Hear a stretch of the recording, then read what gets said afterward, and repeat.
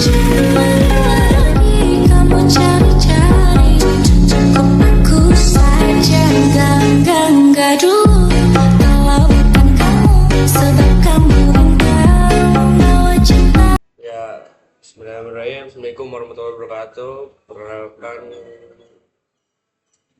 Perkenalkan nama saya Miki Prihardianto dari tim 2405017 dari Pendidikan Teknik Mesin. Dan di sini ada orang namanya siapa Mas? Perkenalkan. Yang sore dan malam, perkenalkan saya Ivan Maulana. Di sini saya adalah lulusan dari Teknik Kimia angkatan 2021 dan ya itu saja. Kita mulai aja ya Mas ya pertanyaannya. Ini pertanyaan tuh judulnya tuh pemanfaatan internet secara bijak ya. Terus satu tuh bagaimana sih pandangan Masnya mengenai perkembangan internet di era sekarang?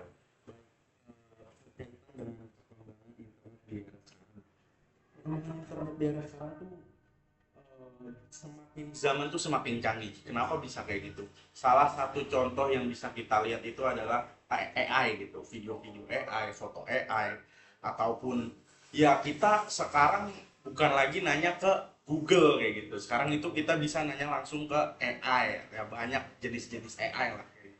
Nah itu mungkin salah satu perkembangan yang sangat-sangat apa ya istilahnya sangat-sangat maju lah kayak gitu, yang dimana perkembangan itu tuh bisa istilahnya bisa membantu atau mendorong kehidupan digital baik di bidang industri ataupun di bidang akademi dan lain-lain kayak gitu. Jadi menurut saya sendiri terkait tren dari perkembangan internet yang dulunya cuma ada mungkin sosial media yang gitu-gitu aja gitu, dan sekarang pun sosial media juga udah banyak jenisnya kayak gitu. Seperti itu saya. Itu menurut Masnya sendiri ya bagaimana internet tuh mempengaruhi pola belajar dan bekerja pada masyarakat? Internet mempengaruhi pola belajar dan bekerja pada masyarakat. Sebenarnya terkait dengan pola belajar dan ini ya kehidupan bermasyarakat seperti itu, sebenarnya ada dampak positif dan juga ada dampak negatif. Ya dampak positif ya lagi-lagi karena internet itu adalah sumber segala informasi, sumber segala pengetahuan. Jadi masyarakat termasuk saya sendiri itu sangat terbantu dengan adanya internet.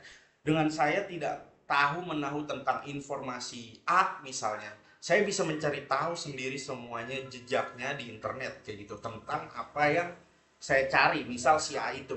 Sementara dari kalau dari mungkin masyarakat Indonesia sendiri kan dominan kebanyakan itu yang menerima tren internet itu kan diterima begitu saja tanpa adanya pencarian terlebih dahulu, istilahnya literasi terhadap membacanya gitu kurang gitu. Jadi negatifnya itu mungkin masih sebagian besar itu masyarakat Indonesia terutama itu masih banyak yang termakan berita-berita hoax ataupun ya berita-berita menyimpang yang menyinggung atau bahkan istilahnya membuat perpecahan kayak gitu. Menurut saya sih seperti itu kalau misal dari tren ya.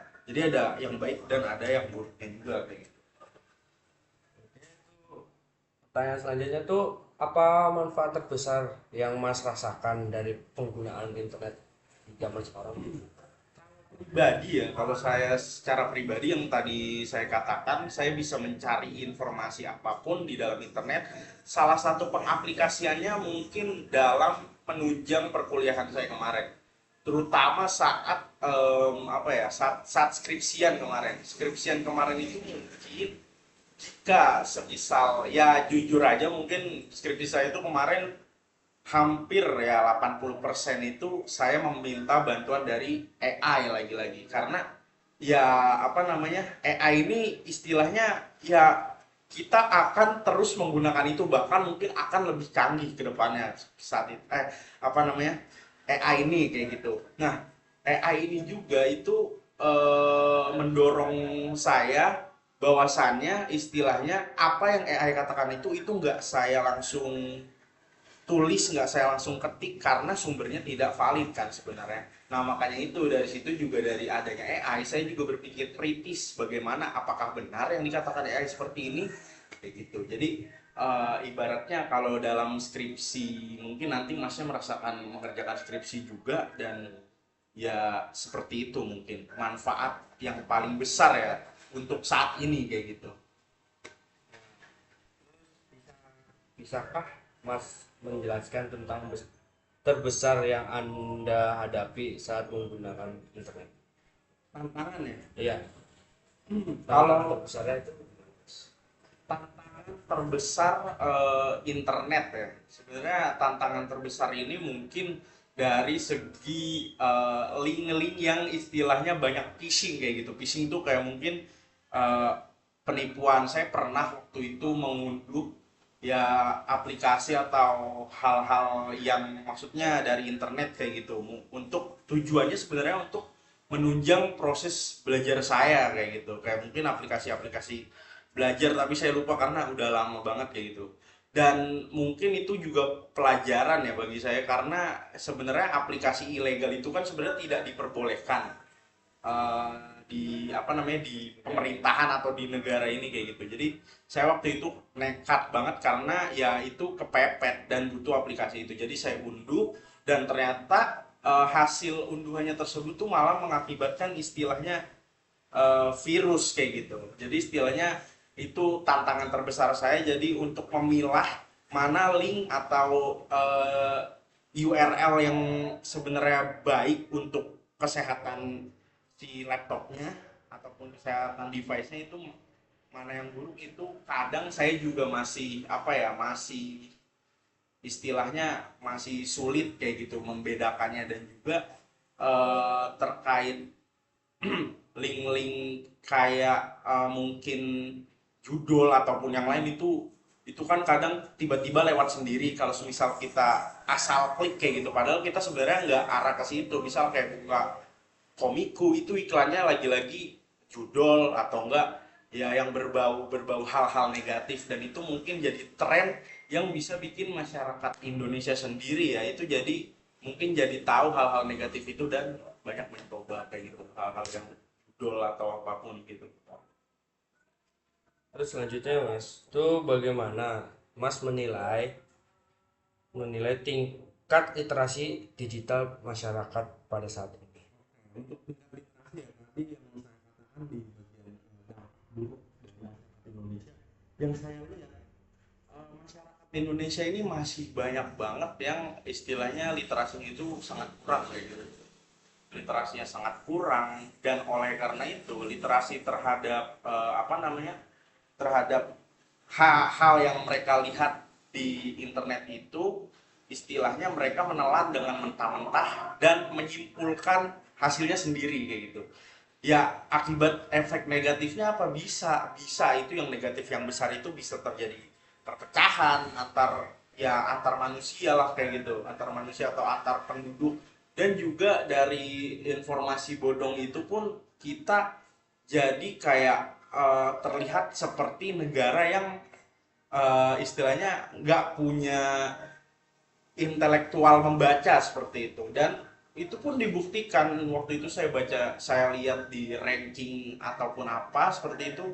minat baca di Indonesia itu sangat kecil maka dari itu kalau saya melihat masyarakat bahkan sampai sekarang ya memang yang disayangkan dari berkembang pesatnya internet saat ini ya itu sih Mas. Untuk pertanyaan terakhir ya, ini pertanyaan terakhir buat Mas Ipan, tuh bagaimana Mas Ipan tuh menjaga keseimbangan antara dunia digital dan aktivitas nyatanya?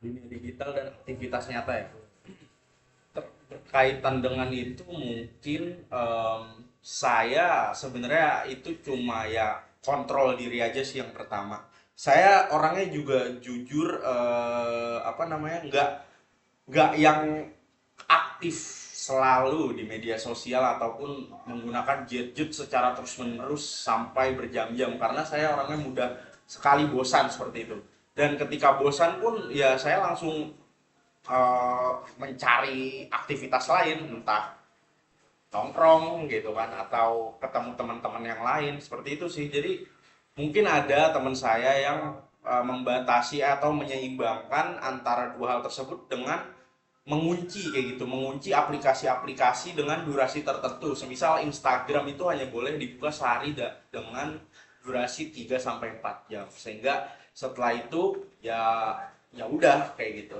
Udah selesai. Mereka punya kehidupan lainnya masing-masing ya, tapi yang dikhawatirkan juga di Indonesia juga masih banyak kok yang kecanduan gadget, apalagi anak-anak kayak gitu. Seperti itu sih Mas Minggi. Udah selesai ya pertanyaannya itu, ada pesan-pesan ini enggak sih Mas? Pesan, Ya, buat pesan-pesan. masyarakat di luar sana, Baik. cara untuk ini gimana? Iya, tadi yang terkait dampak negatif untuk pesan-pesannya sendiri, dari saya buat teman-teman yang menonton ini ataupun seluruh masyarakat Indonesia yang menonton ini, bijaklah dalam menggunakan internet. Sekali lagi, selalu baca berita-berita yang beredar, jangan sampai lagi-lagi termakan sama oknum-oknum yang membuat berita tidak benar tersebut. Seperti itu. Ya Mas Ipan Maulana atas waktunya ya. Oke, terima kasih sudah mendengar ini wawancaranya. Sekian dari saya. Assalamualaikum warahmatullahi wabarakatuh.